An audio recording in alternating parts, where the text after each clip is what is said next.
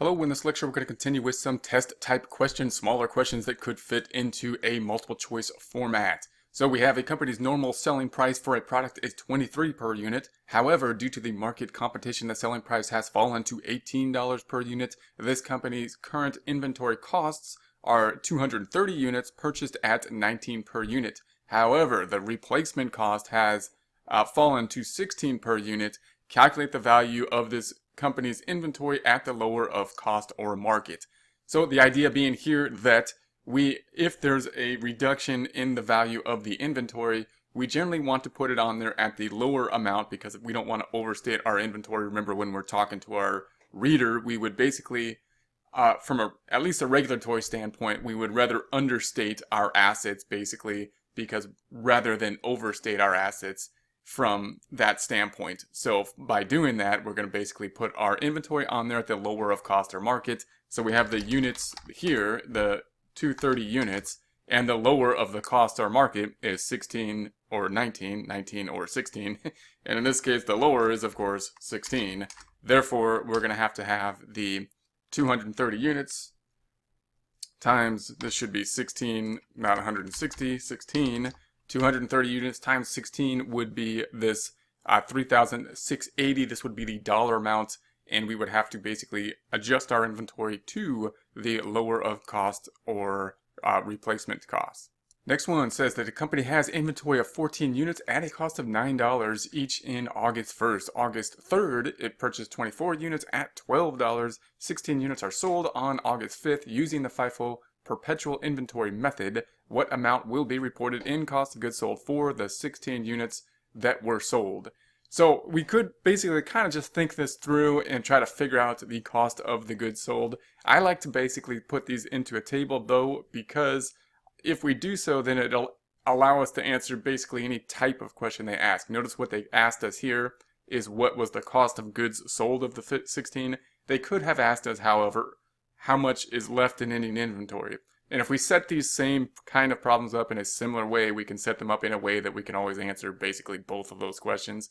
So in order to do that, I would basically make, a column of six column kind of grid.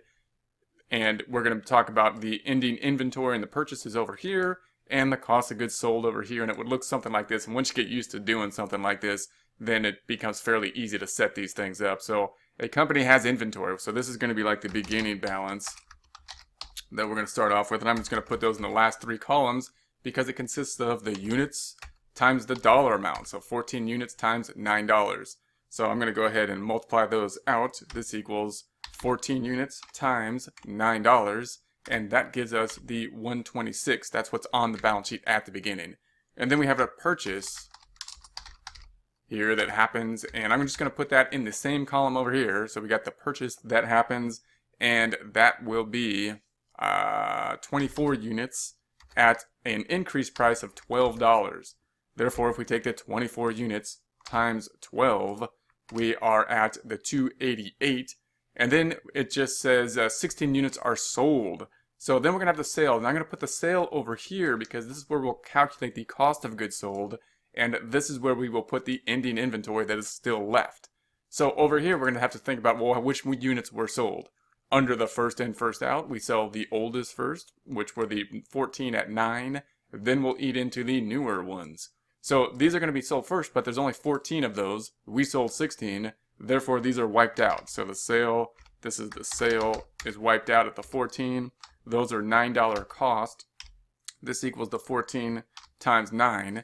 Now, notice the thing that people get often very confused on is that they start to want to think about the sales price here. There is no sales price in this because we're not thinking about the sales price. We're thinking about the cost. The sales price will have to be given to us if we were actually to make the sale. We're trying to think about how much the cost of the sale was. So then remember we sold 16 minus this 14, so that means we have 2 left, 14 plus 2 being the 16, and those are going to be at the $12 up here. So those are at $12, and therefore we have 2 times 12, and that gives us the 24. So if we sum those up, then the cost of goods that sold were this 126 and 24. If, however, they asked us what's left in ending inventory, which is quite possible, then we would have to say, okay, well, these are wiped out. We sold all 14 of those. And then we have 24 minus 2, we have 22 left at $12. Therefore, ending inventory equals the 22 times 12. So if they asked us what the cost of goods sold is, it would be this. If they asked us how much is still left in ending inventory after the sale of the 16 units, it would be that. Next one says, given the following information, determine the cost of inventory at June 30th using the LIFO perpetual inventory method. So once again, I'm gonna set this up with basically those 6 columns again. So I'm gonna set all these kind of up, whether that's FIFO, LIFO, or average. And I'm just gonna say, okay, we're gonna have these 6 columns. These are gonna be the sales columns. This is gonna be what's left and the purchases. And so in this case, we start with a beginning over here, 32 units at $20 each. So that's given here, 32 units at $20. If we multiply that out, 32 times 20, we have 640 units. And then on June, we had a sale of 24 of those units. So we're going to sell 24 units. So we're just going to say 24 units at, and there's only one layer here. We've only got one layer, so that makes it fairly easy. It doesn't under the last in, first out, but we only got the one layer, so we're going to say that's at $20. So we're going to say this is 24 times 20, and that's going to be the cost of sales. What do we have left then? Well, we had 32 minus the 24 that we just sold. That means we have 8 units. They all cost $20 because we only have this one layer. So we've got 8 units times 20. Okay, so then the next thing that happens is we have a purchase. So we have a purchase, and we're going to put that over here. Now we have another layer. Now we're only counting this layer here. This is kind of done for us now. Now we're here, and we're adding like a new layer to it. That new layer being 24 units at $25. So the price went up. All things else equal, that would be the case normally. So we've got 24 times 25 each. That gives us the 600. So what's left in ending inventory? The sum of this layer that's still left and this layer. So we have 8 units at 20 for 160 and 24 units at 25. That gives us the 760. This is what is in ending inventory in terms of dollars, and that is that.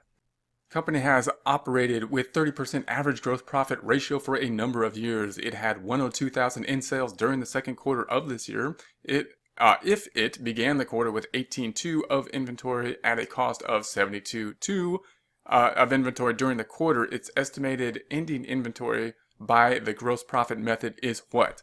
Okay, so I'm going to set this up basically showing what the calculation would look like on the income statement and then back into the numbers. So I'd like to kind of look at it as if it was in the format of an income statement first. So we're going to say that starts off with sales. I'm going to put that in the outer column. And they told us the sales was 102 during the first quarter. If it began the quarter with 18.2 of inventory at a cost of 72.2. So I'm going to calculate the cost of goods sold now. And that usually starts off with the beginning inventory.